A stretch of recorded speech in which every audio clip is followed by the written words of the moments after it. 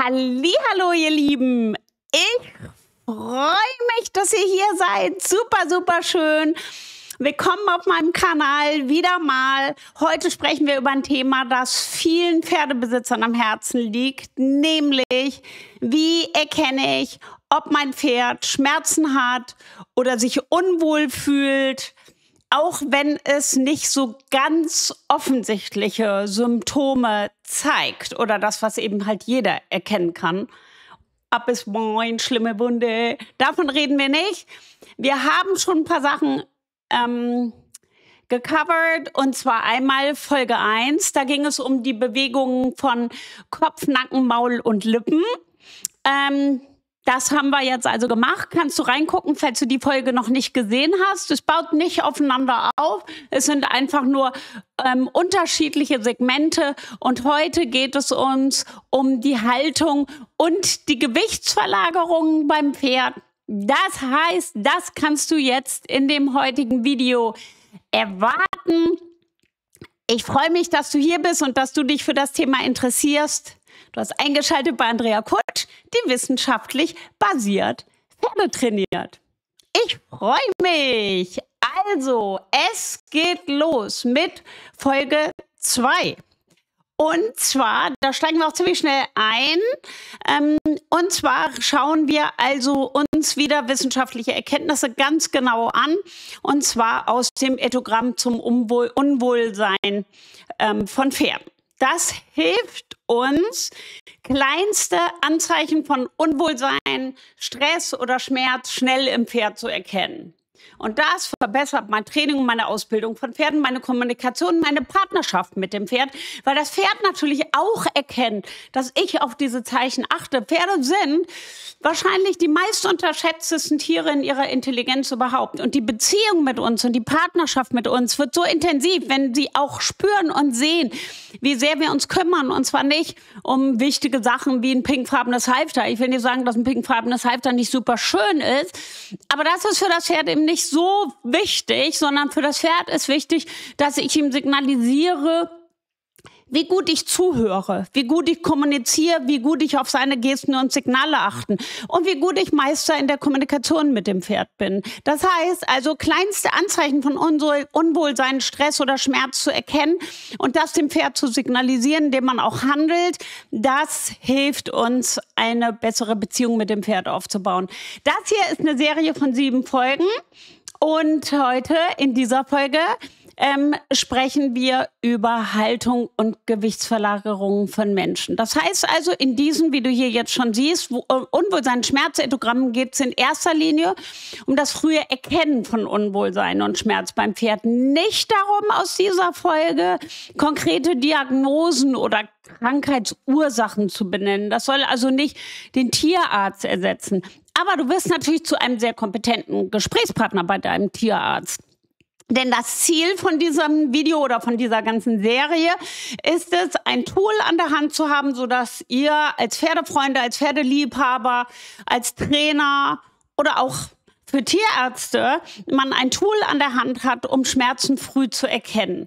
Wir in der AKA, wir benutzen das. Wir benutzen diese Ethogramme, weil wir ja viele Pferde trainieren und ausbilden.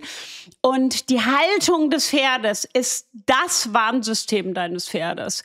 Nicht nur Kopf, Lippen, all das, was wir schon hatten, sondern umso frühzeitiger du Signale erkennen kannst, noch bevor sie sich im Gang oder im Verhalten manifestieren, umso besser.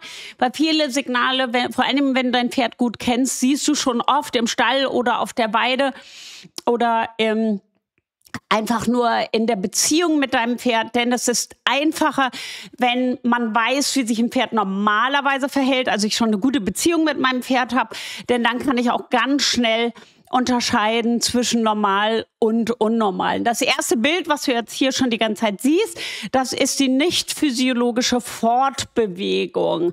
Also da geht es letztendlich um die Lahmheit. Ich zeige immer Videos dazu, da muss ich immer so ein bisschen hin und her klicken hier, das sollte dich nicht stören. Also da verändert sich in so einer Lahmheit die Trittgeschwindigkeit und die Trittweite deines Pferdes hier. Jetzt sieht man das ganz deutlich. Das heißt also, die Belastung, die Gewichtsverlagerung des Pferdes, das bringt natürlich auch eine veränderte Kopf- und Halsbewegung mit sich, eine Entlastung auf einer Seite, eine eingeschränkte Bewegungsfreiheit des Pferdes. Also das ist ziemlich offensichtlich, da wird jeder sagen, wow, krass, aber ich mache alle Bereiche durch. Manche Signale sind etwas versteckter und manche sind etwas unauffälliger und manche sind etwas auffälliger. Also hier die Gewichtsverlagerung. Ich muss mal wieder direkt gucken, dass ich diese richtigen Videos finde. Gewichtsverlagerung, Ruhestellung einer Gliedmaße.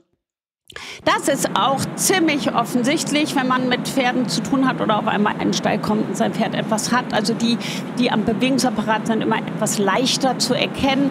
Also hier haben wir es mit der Ruhestellung einer Gliedmaße zu tun, einer Gewichtsverlagerung, häufiges Verlagern vom Körpergewicht auf eine andere tragende Gliedmaße. Also die abnormale Häufigkeit solcher Gewichtsverlagerung, die ist meist verstärkt beim Übergang vom Gehen zum Stehen. Also so ungefähr, als ob das Pferd keine gute, ruhige Ruhehaltung findet sozusagen. Also auch ziemlich klar und eindeutig zu erkennen. Da würde man dann schon zügig auch den Tierarzt anrufen. Aber dann kann man natürlich ganz toll beschreiben, wenn man schon mal in diese Ethogramme reingeguckt hat und sagt, ey krass, da weiß ich schon mal ein bisschen besser Bescheid. Und kann auch sagen, wie der Fachbegriff dafür ist.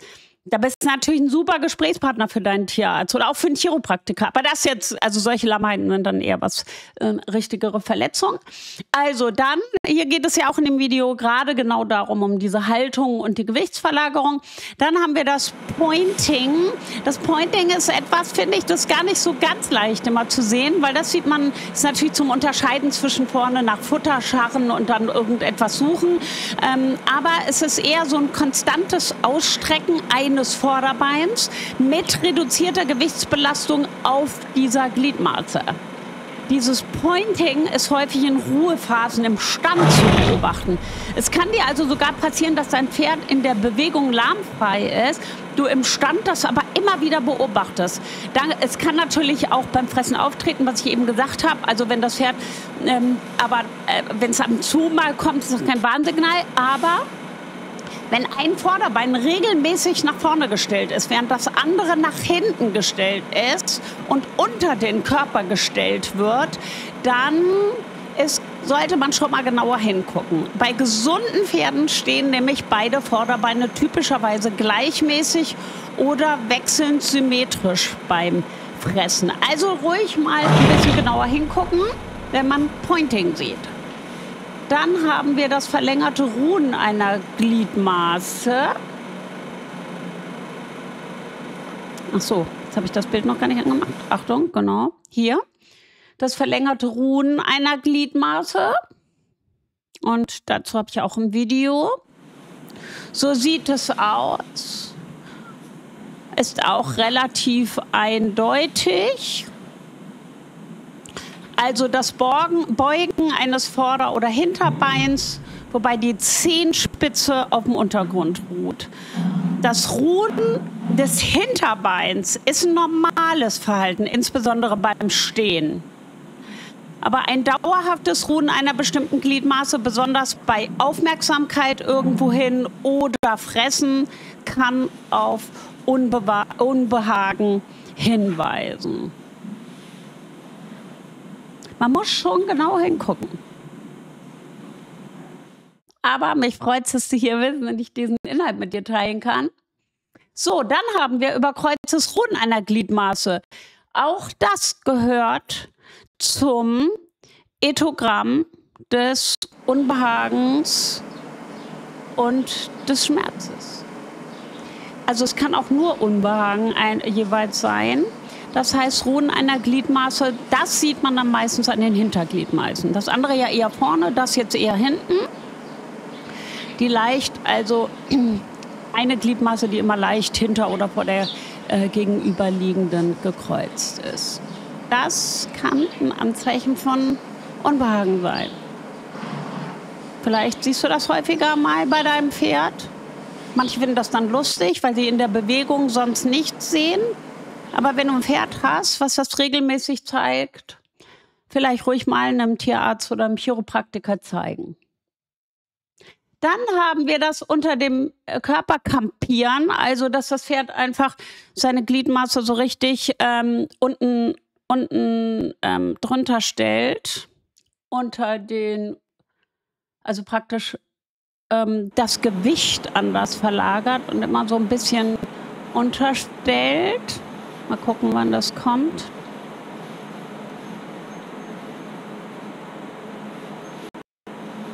Ja, genau, ganz am Anfang. Sorry, habe ich nicht direkt gesehen, dass es schon losgegangen ist. Also das heißt, also das Pferd steht ja normalerweise nicht mit Vorderbeinen unterm Bauch, beidseitig. Wenn da eins mal drunter steht, ist das okay.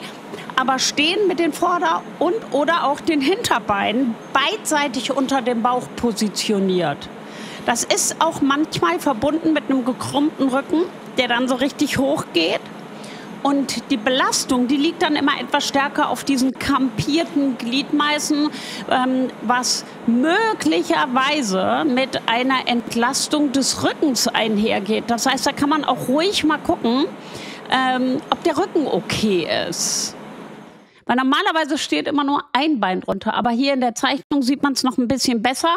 Es stehen eben halt nicht beide Beine unter dem Bauch, oder hier sind es eben halt die Vordergliedmaßen, die deutlich weiter nach hinten zeigen.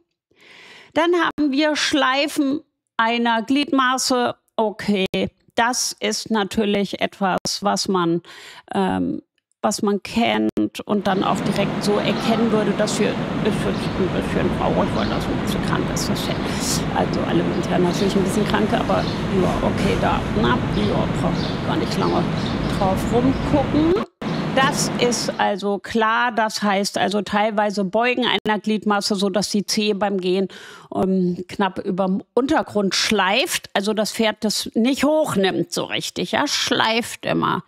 Das ist auch ein Unwohlsein oder Schmerz. Es kann das eben halt einfach dann nicht hochnehmen. Was wir auch noch haben, ist eine Gliedmaße hängen lassen.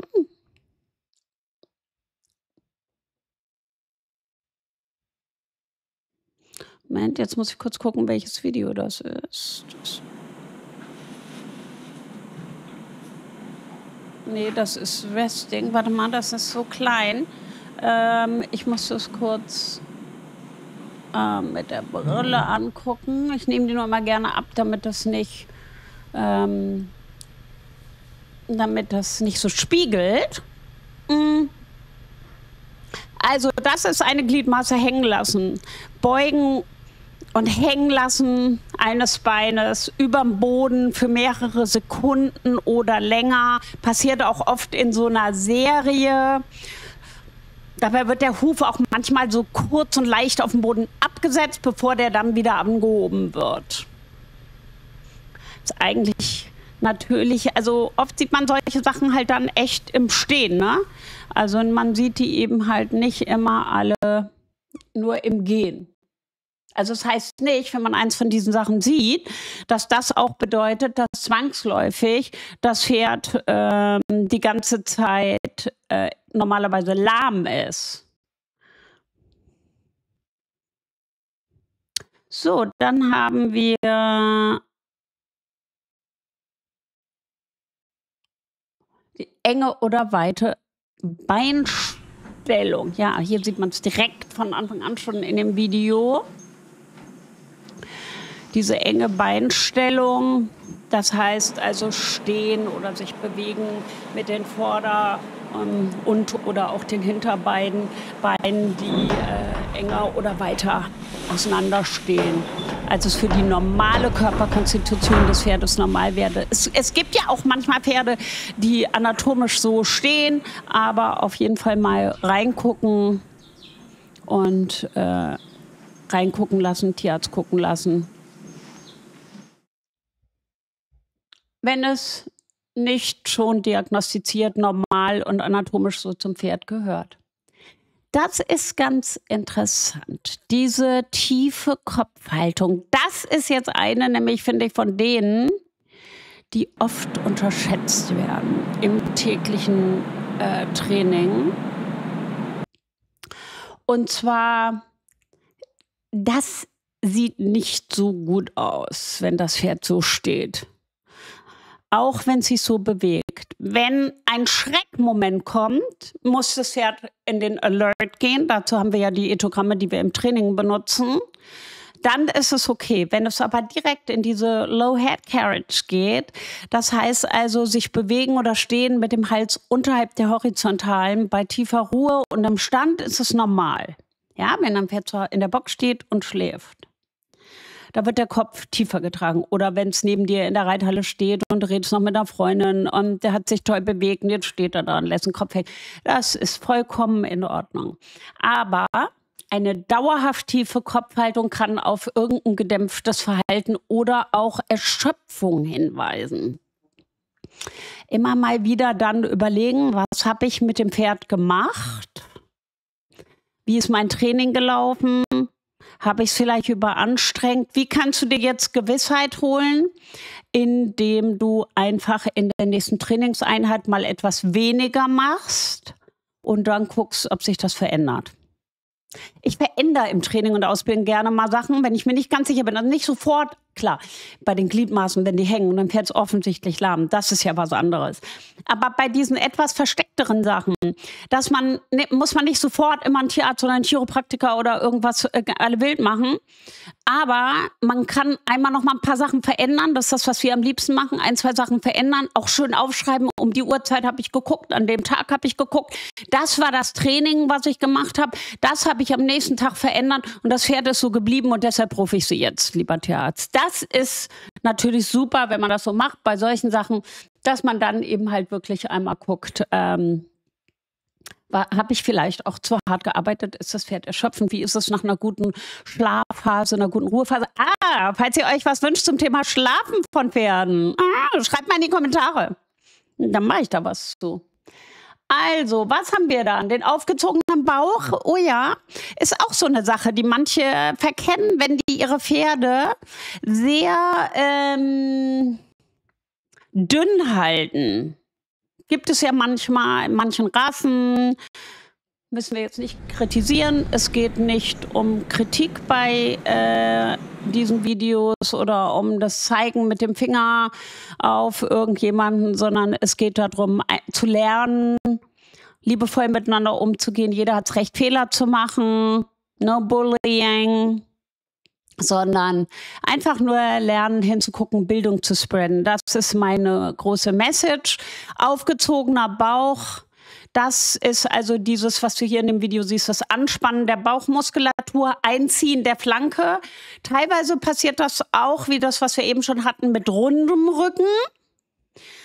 Und meistens steht aber damit auch einher, dass die Nahrungs- oder Wasseraufnahme sich vermindert. Und dass das dann auch zu so einem auffallenden Erscheinungsbild führt. Also das kann auch sein, wenn jemand seine Pferde schlecht füttert, schlecht tränkt, aber dann fühlt es sich auch unwohl. Ne?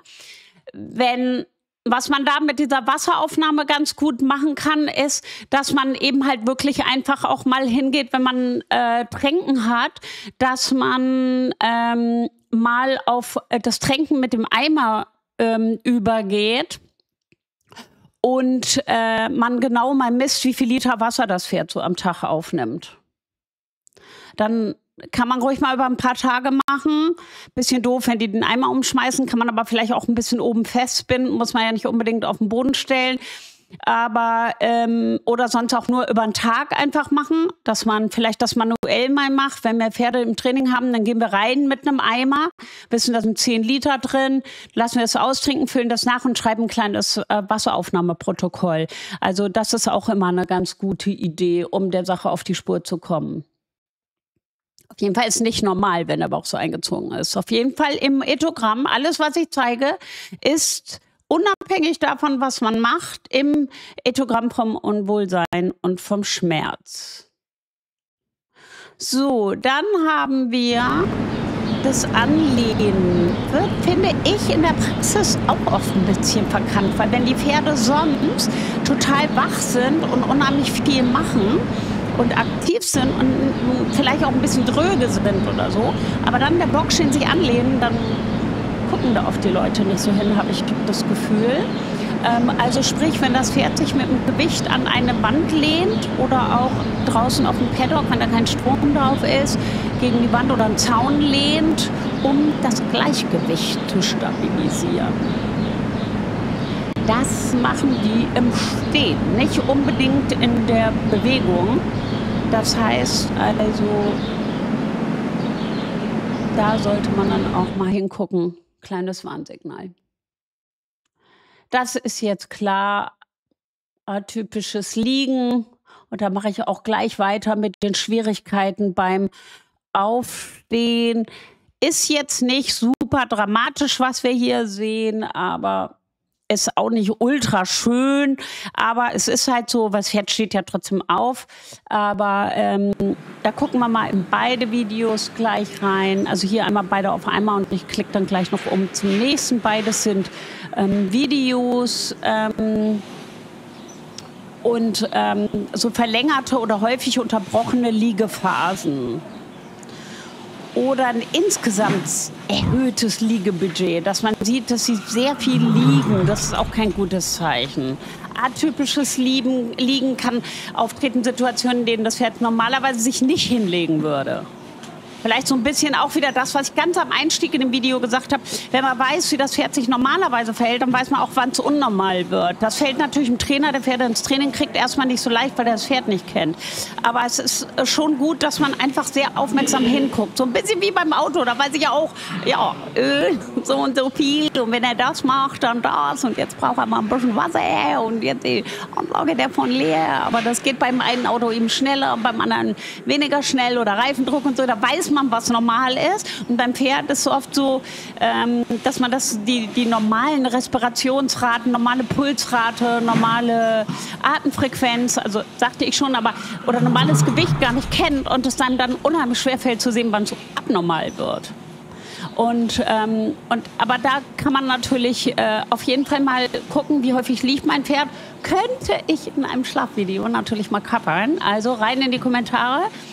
Und natürlich unbedingt, wenn du jetzt noch guckst und immer noch nicht Like und Daumen hoch gedrückt hast, bitte, bitte machen und abonnieren und die Glocke und alles. Bitte, das hilft, dass das Account wachsen kann und mehr Leute gucken können. Also bitte, bitte Like-Button drücken. Also, verlängerte oder häufig unterbrochene Liegenphasen ist genau das Gleiche. Wenn die immer wieder sich hinlegen, aufstehen, inlegen, aufstehen.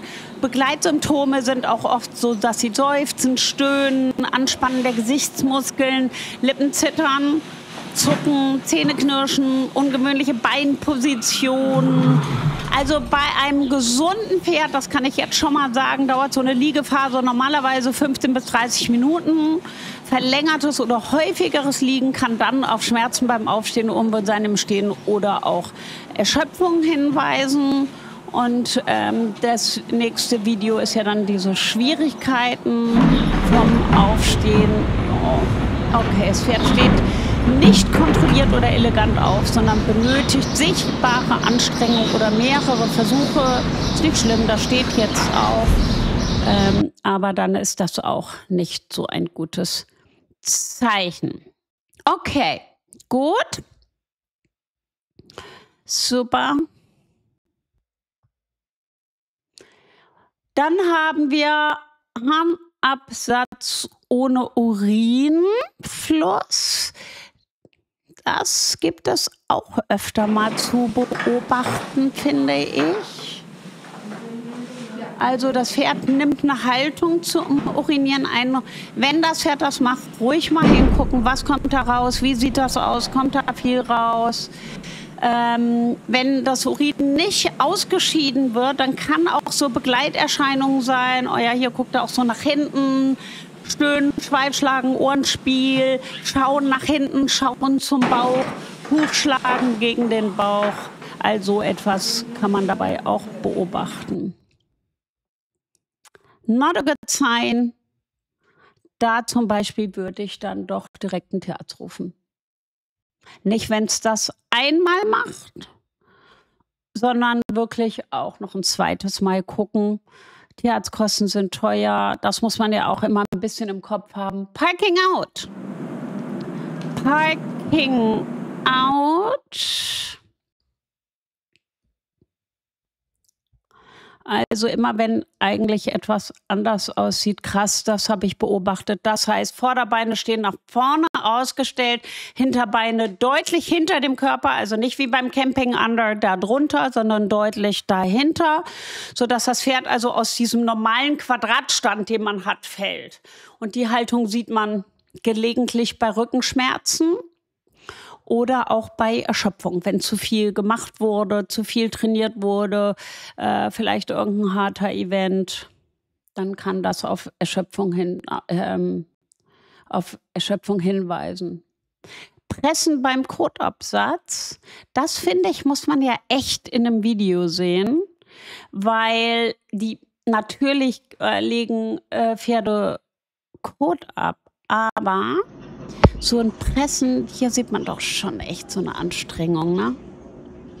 Auch oft begleitet dann vom Stöhnen, Schweifschlagen, Ohren nach hinten gerichtet, Blick nach hinten, Schlagen in Richtung Bauch, auch mit den Hinterhänden. Das sieht man da auch häufiger mal.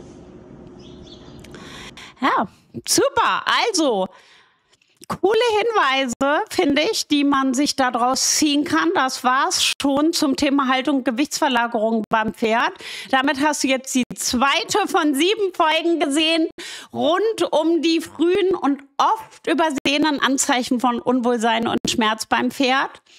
Also heute ging es um Haltung und Gewichtsverlagerung, Veränderungen, die du auch ganz ohne medizinisches Fachwissen an der Körperhaltung deines Pferdes erkennen kannst. Aber denk bitte noch mal dran, es geht hier nicht um Diagnosen, sondern darum, ein besseres Gefühl für dein Pferd zu entwickeln und auf erste Signale aufmerksam zu werden, bevor aus diesem Unwohlsein ein echtes Problem wird.